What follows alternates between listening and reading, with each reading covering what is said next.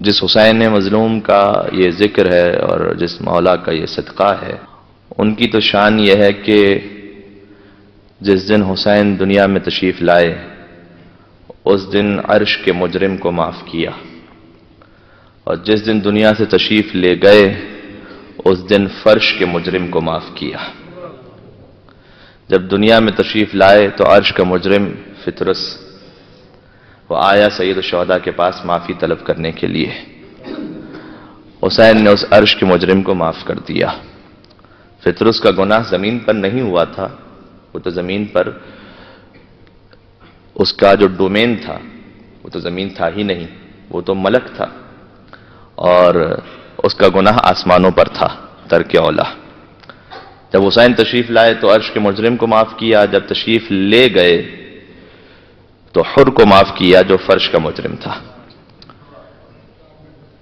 غور فرمائیے گا، ان کی تشریف آوری عرش کے مجرم کی بخشش کا سبب بن گئی، ان کا تشریف لے جانا فرش کے مجرم کی بخشش کا سبب بن گیا، اور ایسا سبب بن گیا۔ مجھے اس موقع پر مرحوم علامہ رشید ترابی صاحب علی اللہ مقامہ، ان کا ایک جملہ یاد آ رہا ہے کہ جو میرے موضوع سے بھی تعلق رکھتا ہے۔ سید الشہداء نے جب حر کو یہ کہا کہ اے حر میں نے تجھے معاف کیا، لیکن وہ منظر آپ کے ذہن میں ہے، آپ مصائب میں سن بھی چکے ہیں، اور حر کا وہ استقبال کیا کہ جب حر کی آنکھوں پہ پٹی تھی تو حر کے بیٹے نے کہا اللہ اکبر، تو حر نے سوال کیا کہ بیٹا تو نے تکبیر کیوں کہی؟ کہ بابا علمدار کربلا ابوالفضل العباس استقبال کے لیے آگے بڑھ رہے ہیں۔ حسین نے بھیجا تھا عباس کو حر کے استقبال کے لیے۔ اس کے بعد بیٹے نے پھر کہا اللہ اکبر، اب تو نے تکبیر کیوں کہی؟ کہ بابا شبیہ رسول علی اکبر استقبال کے لیے آگے بڑھ رہے ہیں۔ بہت اچھا اس منظر کو کسی شاعر نے بیان کیا ہے، فرمایا کہ حر کو لینے کے لیے، غور کیجئے گا، سید الشہداء کیا مقام عطا کرتے ہیں اس گناہگار کو جو سچے دل کے ساتھ توبہ کر کے حسین کی بارگاہ میں پلٹ آئے۔ اور حسین تو وہی حسین ہے، چاہے شہادت سے پہلے ہو شہادت کے بعد ہو، ان کا کرم، ان کا فیض تو اسی انداز سے جاری ہے۔ تو جیسے حر کو معاف کیا تھا ویسے کو سچی توبہ کر کے آ جائے تو حسین اسے بھی معاف کرنے کو تیار ہیں۔ حر کو لینے کے لیے عباس و اکبر آ گئے، ایک قطرے کے لیے دو دو سمندر آ گئے۔ اللہ اکبر، صلوات بر محمد و آل محمد۔ سلام۔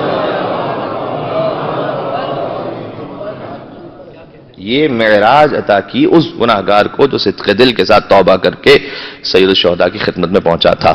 تو جس دن تشریف لے گئے اس دن حر کو معاف کیا۔ علامہ رشید ترابی صاحب علی اللہ مقامہ، انہوں نے ایک جملہ کہا کہ مقتل کا جملہ یہ ملتا ہے کہ سید الشہداء نے کہا اے حر میں نے تجھے معاف کیا اور میرے اللہ نے تجھے معاف کیا۔ انہوں نے کہا کہ یہ مقتل کا تو جملہ ہے لیکن سید الشہداء کی عظیم منزل اور مرتبے کا بیان ہے اس مختصر سے جملے میں۔ کیوں؟ اگر کسی نے آپ کے ساتھ کوئی کوتاہی کی ہے تو اللہ نے آپ کو حق دیا کہ آپ اسے معاف کر دیجئے، ہر انسان کا حق ہے۔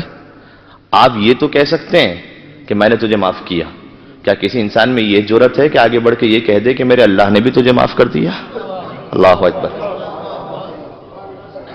مطلب کیا کسی انسان میں یہ جرأت ہے کہ وہ یہ کہہ سکے کہ میں نے تو معاف کیا؟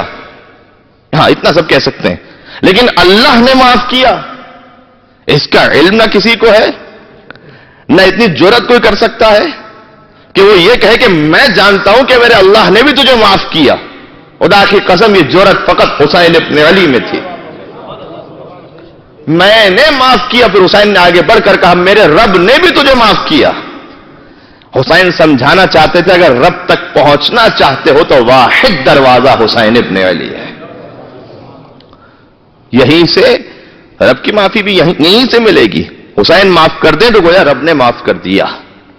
تو جب جملہ مکمل کروں، جب حسین دنیا میں تشریف لائے، غور کیجئے گا، بہت توجہ رکھیے گا، عرش کے مجرم کو معاف کیا۔ فطرس آیا، واقعہ سب کو سنا ہوا، مجھے واپس نہیں پڑھنا اسے۔ فطرس نے آ کے سرکار ختمی مرتبت کی خدمت میں مبارکباد دی، کہ آپ کے نواسے کی تشریف آوری ہوئی ہے اور میرے بالوں پر چھن گئے چونکہ مجھ سے ترک اولا ہوا ہے، لہذا میں معافی کا طلبگار ہوں. اور رسول اللہ نے کہا کہ اپنے آپ کو حسین کے گہوارے سے مس کر لو.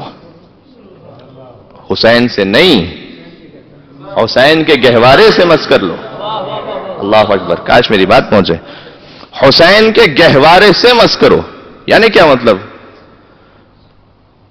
حسین ابھی دنیا میں تشریف لائیں، چند لمحے ہی تو ہوئے ہیں کہ گہوارے میں تشریف رکھتے ہیں. وہ گہوارہ جو کچھ دیر کے لیے حسین کو اپنی آغوش میں لے لے، اس گہوارے کا مقام یہ ہو جائے میرا ابو طالب 40 سال تک محمد کو اپنی آغوش میں لیے بیٹھا رہا ہے.